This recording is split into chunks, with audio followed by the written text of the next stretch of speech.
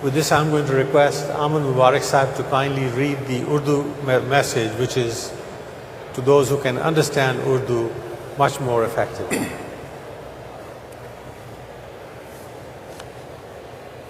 बिस्मिल्लाहिर्रहमानिर्रहीम नहमदहु व नुसल्ली अला रसूलिहिल करीम व अला अब्दिहिल मसीहिल माऊद। खुदा के फजल और रहम के साथ हुवन नासिर। प्यारे अहबाब जमात अहमदिया अमरीका, अस्सलामु अलैकुम वरहमतुल्लाहि वबरकातुहू। जमात अहमदिया अमरीका अल्लाह ताला के फजल से अपना 61वां जलसा सालाना 19, 20, 21 जून सन 2009 को मुनक़िद करने की तौफीक पा रही है। अल्लाह ताला आपके जलसा सालाना के इंतजामात में बहुत बरकत डाले और कामयाब फरमाए और कामयाब जलसा मुनक़िद करने की तौफीक अता फरमाए। आप बहुत खुशकिस्मत हैं कि आपने ज़माने के इमाम को मानने की तौफीक पाई है। आपका ये फ़र्ज़ है कि इस्लाम अहमदियत के गलबे के लिए एक गैर मामूली कोशिश करें और जिस नूर से आप मुनव्वर हुए हैं उस नूर से बर्र आज़म अमरीका को भी मुनव्वर करें। लोगों को अपने मजहब की तरफ खींचने के लिए सबसे अहम और कारगर हथियार नेक नमूना और अखलाक हैं। हज़रत सल्लल्लाहु अलैहि वसल्लम के आला अखलाक और क़ुव्वत क़ुद्सिया का नतीजा ही था कि लोग जोक दर जोक इस्लाम में दाखिल होते गए। गुज़श्ता साल मैं आपके जलसा सालाने में शामिल हुआ था। जमात में गैर मामूली जोश, जज्बा और फिदायत थी। खुदा ताला उसे हमेशा कायम रखे और खिलाफत अहमदिया से आपका ताल्लुक हमेशा मजबूत से मजबूत तर होता चला जाए। और ये ताल्लुक और ये पैबंद उसी वक्त मजबूत हो सकता है जब आप उन बातों और उन नसाए पर दिलो जान से अमल करेंगे जो मैंने आपके जलसे में आपके सामने बयान की थी। और मगरबी मुआशरे के वो रस्म व रिवाज और आदात जो इंसान को मजहब से और खुदा ताला से दूर ले जाने वाले हैं, उनसे बचते हुए इस्लाम की हसीन तालीम से हमेशा चिमटे रहने की ताकीद की थी।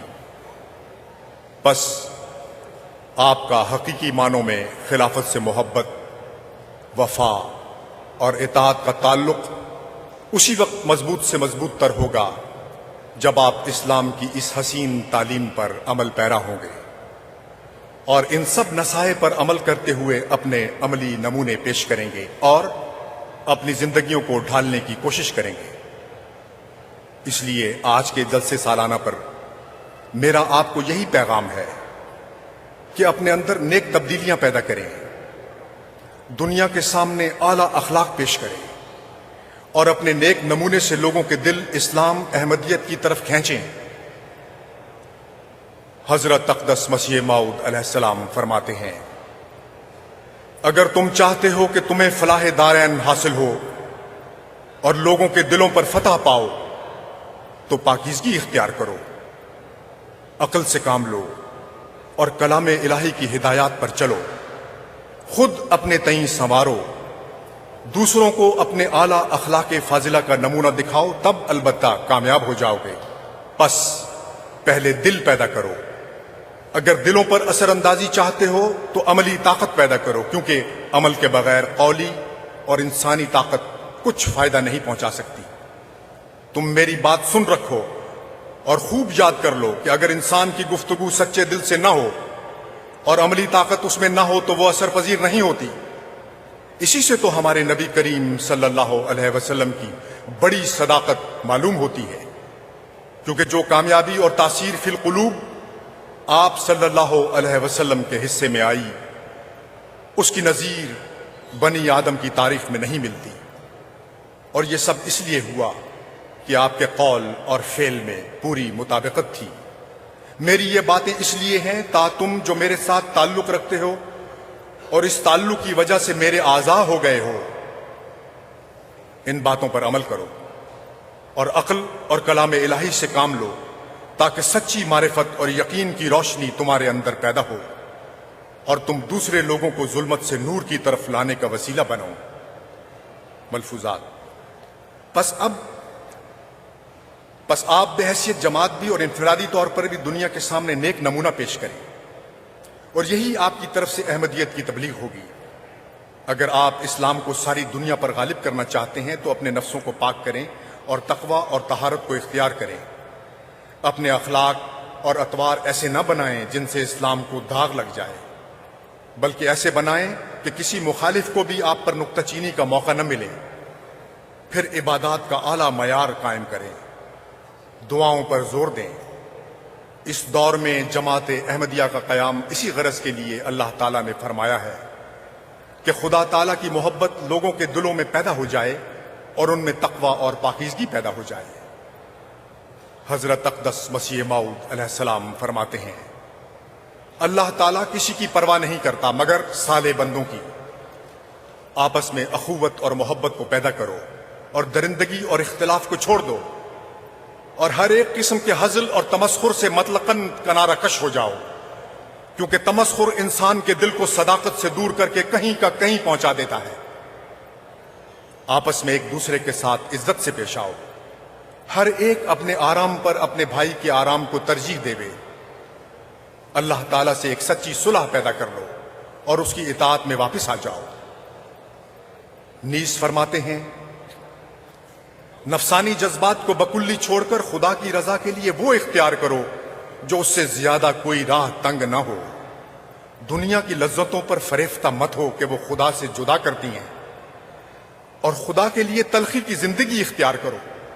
درد جس سے خدا راضی ہو اس لذت سے بہتر ہے جس سے خدا ناراض ہو جائے۔ وہ شکست جس سے خدا راضی ہو اس فتح سے بہتر ہے جو موجب غضب الہی ہو۔ اس محبت کو چھوڑ دو جو خدا کے غضب کے قریب کرے۔ الوصیت۔ پس اپنے اندر نیک اور پاک تبدیلی پیدا کرنے کی کوشش کریں اور اپنے بھائیوں اور ساتھیوں کے ساتھ عزت و احترام کے ساتھ پیش آئیں۔ یہ خدا کا فضل اور احسان ہے کہ اس نے آپ کو خلافت کی نعمت سے نوازا ہے۔ حقیقت میں کوئی قوم اور جماعت تیار نہیں ہو سکتی جب تک اس میں اپنے امام کی اطاعت اور اتباع کے لیے اخلاص اور وفا کا مادہ نہ ہو۔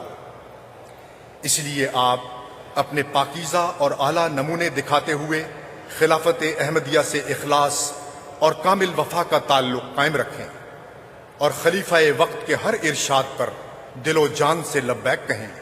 اللہ آپ کو اس کی توفیق دے۔ اس جلسے کے تمام اوقات میں ذکر الہی میں مصروف رہیں۔ حضرت صلی اللہ علیہ وسلم پر کثرت سے درود بھیجیں، نمازوں کی پابندی کریں۔ اللہ تعالیٰ آپ کے ساتھ ہو، آپ کی مدد و نصرت فرمائے، آپ کی مشکلات اور پریشانیوں کو دور فرمائے اور اپنے بے شمار فضلوں سے نوازے۔ آمین۔ والسلام خاکسار مرزا مسرور احمد، خلیفۃ المسیح الخامس۔